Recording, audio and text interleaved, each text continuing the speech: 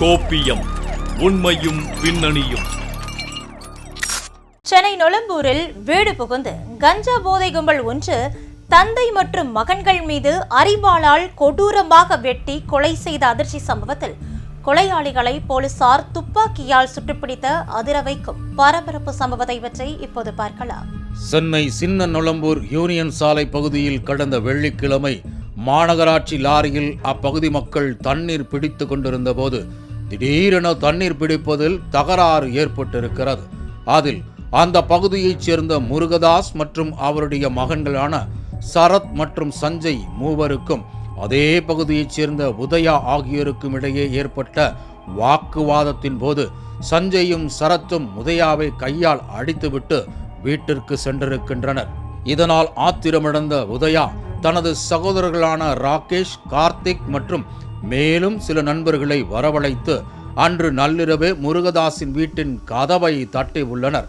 ஆனால் அவர்கள் கதவை திறக்காததால் கதவை உடைத்து அத்துமீறி உள்ளே நுழைந்த அந்த கும்பல் வீட்டின் உள்ளே இருந்த சஞ்சய் மற்றும் சரத்தை அரிவாள், கத்தி மற்றும் பீர் பாட்டில்களை கொண்டு சராமாரியாக தாக்கி உள்ளனர்.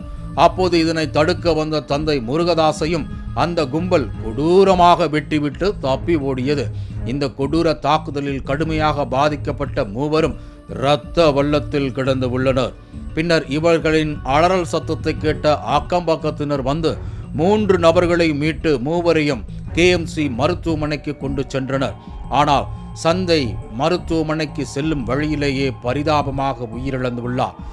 அதனைத் தொடர்ந்து சரத்தும் தந்தை முருகதாஸ் ஆகியோரும் தீவிர சிகிச்சை பிரிவில் அனுமதிக்கப்பட்டு சிகிச்சை பெற்று வந்தனர்.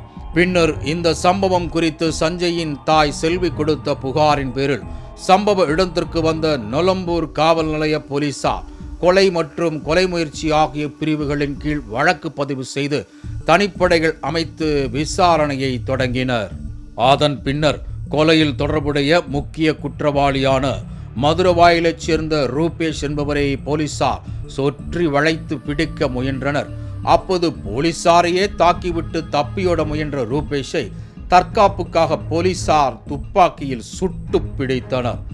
இதனைத் தொடர்ந்து மேற்கொண்டு கொலையாளிகளை போலீசார் தேடி வந்ததில் இந்த துணிகர கொலையில் தொடர்புடைய நவீன்குமார், உதயராஜ், சூர்யா, கார்த்திக் ராஜா, ராகேஷ் ராஜா, மேஷாக் மற்றும் சூரிய பிரகாஷ் ஆகிய மேலும் 7 பேரை குற்றம் நடந்த ஒரு சில மணி நேரங்களுக்குள்ளாகவே தனிப்படையினர் அதிரடியாக கைது செய்தனர். பின்னர் கைது செய்யப்பட்ட மொத்தம் 8 நபர்களிடமும் நொளம்பூர் காவல் குழுவினர் தொடர்ந்து தீவிர விசாரணை நடத்தி வரும் நிலையில் தண்ணீர் பிடிப்பதில் ஏற்பட்ட தகராறு காரணமாக கஞ்சா போதையில் வீடு புகுந்து இளைஞர் வெட்டி கொலை செய்யப்பட்ட சம்பவம் அப்பகுதியில் பெரும் பரபரப்பை ஏற்படுத்தியுள்ளது.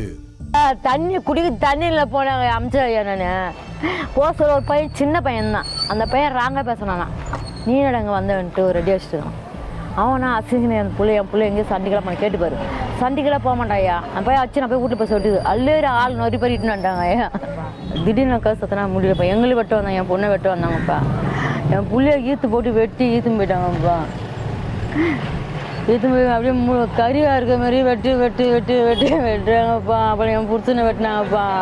என் பெரிய பிள்ளைய வெட்டாங்கப்பா. அந்த கையை இந்த கையை தலைலாம் வெட்டாங்கப்பா. அவனை தூக்கு தண்ணை கொடுங்கப்பா. ஒரு சாதாரண தண்ணீர் பிடிப்பதில் ஏற்பட்ட தகராறு காரணமாக கஞ்சா போதையில் வீடு புகுந்து இளைஞர் வெட்டி கொலை செய்யப்பட்ட சம்பவம் அப்பகுதியில் பெரும் பரபரப்பை ஏற்படுத்தியுள்ளது. ஆகவே போதை கலாச்சாரத்தை போலீசார் இரும்பு கரம் கொண்டு ஒடுக்க வேண்டும் என்பதே மக்களின் கோரிக்கையாக உள்ளது.